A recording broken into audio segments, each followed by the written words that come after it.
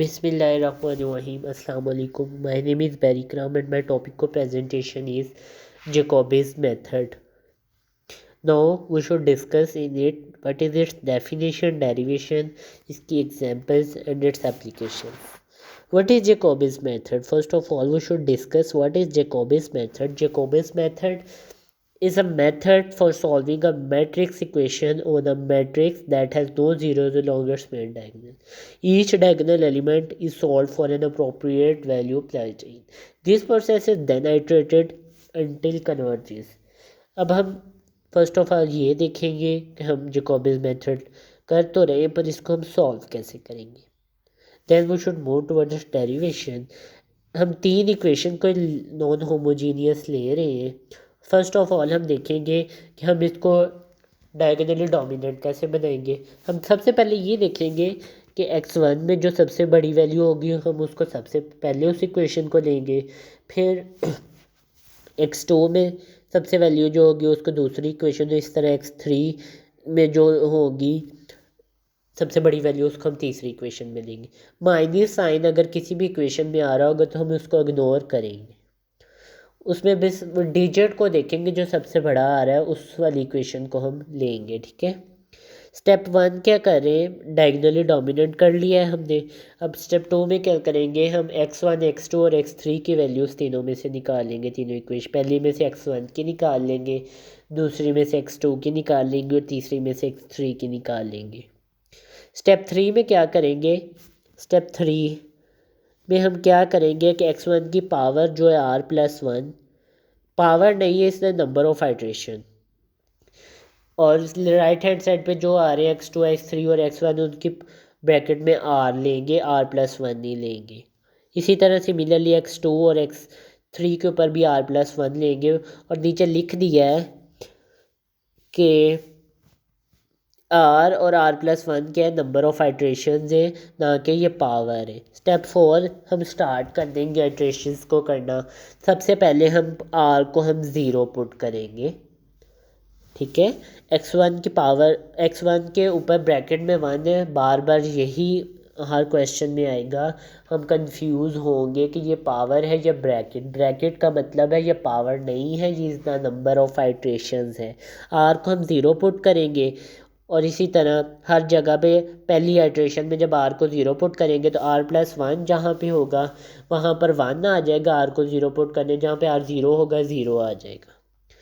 तो फिर क्या करेंगे, x1 का ऊपर जब 0 हमने किया है और x2 के ऊपर 0 है और x3 के ऊपर ब्रैकेट में 0 है, नंबर ऑफ आइट्रेशन 0 था आइट्रेशन है ना, तो वो सब किसके इक्वल आ जाएंगे 0 के ऊपर. तो हमारे पास x1 के ऊपर ब्रैकेट में 1 और फर्स्ट आइट्रेशन की वैल्यूज़ आ जाएंगी b1/a1 1 एंड सो ऑन. इसी तरह सेकेंड आइट्रेशन करेंगे तो r को 1 रखेंगे. थर्ड आइट्रेशन करेंगे, मैक्सिमम हमारे पास जो क्वेश्चन होगा हम उसमें 3 आइट्रेशंस तक करेंगे क्वेश्चन अगर वो एग्ज़ाम में आएगा तो सेकेंड आइट्रेशन करेंगे तो r को हम 1 रखेंगे, थर्ड में r को 2 में. तो राइट हैंड साइड पे वही r आएगा और उसमें एक एक ऐड होता जाएगा. लाइक 2 आ जाएगा सेकेंड आइट्रेशन में और थर्ड आइट्रेशन में ब्रैकेट में 3 आ जाएगा. No onward do up to 3 iteration. चले हम इसकी 3 एग्जाम्पल्स यहाँ पर करेंगे. एग्जाम्पल नंबर 1 की तरफ आते हैं. तो एग्जाम्पल नंबर 1 में क्या कहेंगे, तो हमारे पास 3 इक्वेशंस गिवन है. ठीक है. First of all we should make diagonally dominant. सबसे पहले x3 बड़ा है तो 3x वाली इक्वेशन आ गई. y में 7 बड़ा है तो x - 7y में. हमने साइन को नहीं देखना, हमने सिर्फ वो डिजिट को देखना है, साइन को इग्नोर करना है इधर.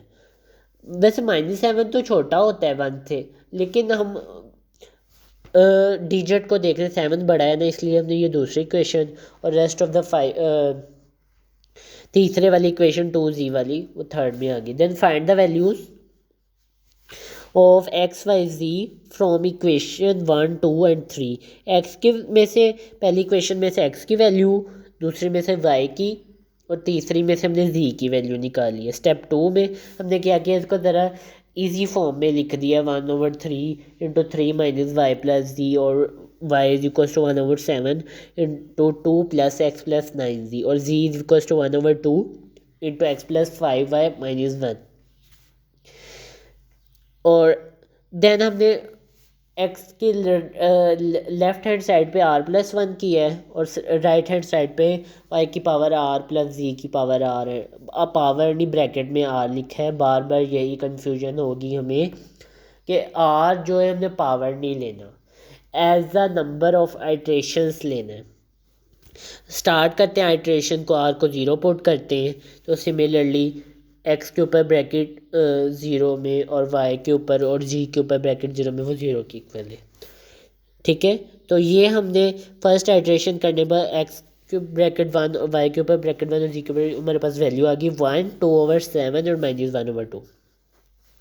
सिमिलरली सेकेंड आइट्रेशन में r के इक्वल टू 1 हम पुट कर रहे हैं तो वो हमारे पास एक्स की पावर 2 की मतलब ब्रैकेट 2 की वैल्यू आ गई, नंबर सेकेंड आइट्रेशन की वैल्यूज आ गई। थर्ड आइट्रेशन में आर को 2 पुट कर रहे हैं तो हमारे पास थर्ड आइट्रेशन की वैल्यू आ गई। सिमिलरली मैंने 3 क्वेश्चन इसलिए किए कि एक में हमने एक्स वाई जी मतलब वाला किया है, दूसरे में x1 x2 और x3 वाला किया है। सिमिलरली एक क्वेश्चन जो है वो डायगोनली डोमिनेंट है ऑलरेडी, ये एग्जाम्पल 2 वाला, तो हम इसमें x1 है, सिमिलरली x1 x2 और x3 की वैल्यू निकालेंगे, फिर आइट्रेशन स्टार्ट हो जाएंगी। r को सबसे पहले 0 पुट करेंगे तो x के 1 के ऊपर 1 आ जाएगा और x2 के ऊपर 1 आ जाएगा और x3 के ऊपर 1 आ जाएगी। सिमिलरली सेकेंड आइट्रेशन और थर्ड आइट्रेशन करेंगे। थर्ड आइट्रेशन आर को 2 पुट करेंगे तो थोड़ा सा डिफरेंस आएगा इनमें। तीसरा क्वेश्चन भी सिमिलरली हमने ऐसे ही करना है। सबसे पहले सिस्टम को चेक करना है कि डायगोनली, अब तो हमें ज़बानी याद हो जाना चाहिए। सबसे पहले क्या करना है, स्टेप 1 में सिस्टम को चेक करना है कि ये डायगोनली डोमिनेंट है कि नहीं, फर्स्ट थिंग। सेकंड में एक्स वाई जी की वैल्यूज़ निकाल लेनी है, x1 x2 x3 की वैल्यूज निकाल लेनी है। ओके, थर्ड स्टेप में iteration r+1 left hand side के ऊपर लिख देना है, ऊपर एक्स वाई जी के x1 x2 और x3 के, और राइट हैंड साइड पे आइट्रेशन अप्लाई करनी है, r एक्स वाई जी और x1 ऊपर r लिख देना है। और ये जो जैकोबीज मेथड है ये little bit different to Gauss Seidel method है।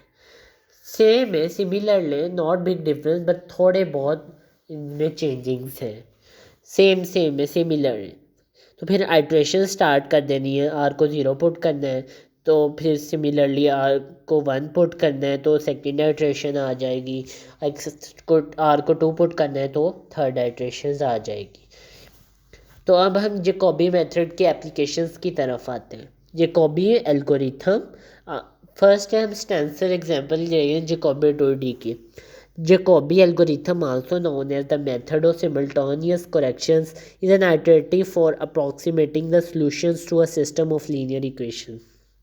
Equations को सॉल्व करते हो तो हमारे पास अप्रोक्सीमेटिंग वैल्यूज आ जाती हैं। Jacobi में addresses the problem of solving n linear equations in an unknown ax is equals to b। different methods हैं। Jacobi मेथड को हम मैट्रिक्स के फॉर्म में भी सॉल्व कर सकते हैं, लाइक क्रैमर रूल और ये वो, इस तरह भी सॉल्व कर सकते हैं। लेकिन हमने जो मेथड यूज़ किया है वो हमने सबसे पहले हमने वैल्यूज़ निकाली है एंड देन हमने उनको सॉल्व किया।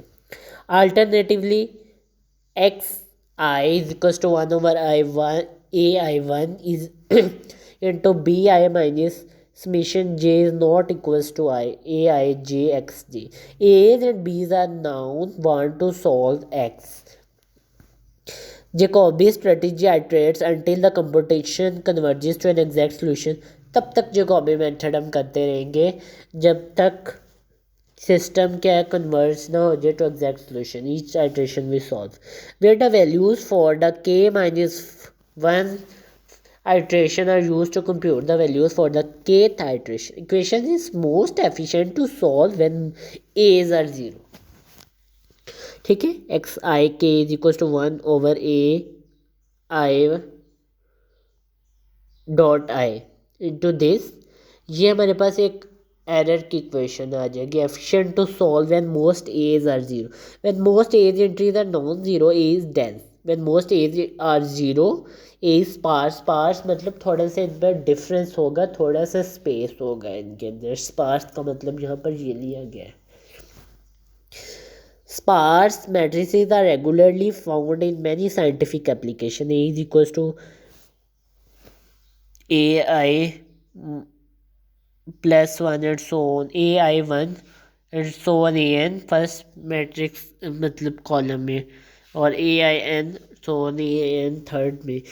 अच्छा, एप्लीकेशन नंबर 2 है Jacobi's method applications in real life. In numerical linear algebra, the Jacobi's method is an iterative algorithm for determining the solutions of strictly diagonally dominant systems of linear equation. Diagonal element is solved for an approximate value applied. The process is then iterated until it converges. Real life में भी इसके examples हैं। फिर वही ax is equals to b a square system of n linear equations where a is equals to a11, a21 and so on an1, or a12, a22 and so on an2, and a1 and a2 and so on ann, or x को हमने क्या लिया x1 x2 and so on. Then a can be decomposed into a diagonal component d, a lower triangular part l and upper triangular part u. A is equals to d plus l plus u, where d is equals to a110 to end. The solution is then obtained iteratively via x की power k plus 1 is equals to d inverse b minus l plus u into x की power k, where x power x into k is to power में bracket में k the kth approximation of iteration of x. The computation of xi की power में bracket में k plus 1 requires each element in x case. Unlike the Gauss-Seidel method, we can't overwrite xi की power में bracket में k with xi and k plus 1 as that value be needed for the rest of the equation. Similarly, at the last revise कर दूँ, what is जैकोबिस method. जैकोबिस method में हमें 3 equations given होंगी। हम different method solve करने के लिए, हमारे पास बहुत ज़्यादा मेथड है कि हम इस जैकोबिस मेथड को किस तरह YouTube and whatever where else जहाँ पर भी हमें मिलेंगे, ठीक है। लेकिन जिस तरह हमने इसे सॉल्व किया है कि फ़र्स्ट ऑफ ऑल हम इसको क्या करेंगे, फ़र्स्ट ऑफ ऑल हम इसको जैकोबिस मेथड में स्टेप 1 में इक्वेशंस गिवन होंगी, उनमें से x1 x2 x3 and so on जो भी हमें पास गिवन होगा उनकी वैल्यूज़ निकालेंगे, लाइक वो इक्वेशंस में से एक्सक्लूड करके बाहर लिखेंगे। देन लेफ्ट हैंड साइड पर ब्रैकेट में r+1 और r जो होंगी वो नंबर ऑफ आइट्रेशंस होंगी वो लिख देंगे।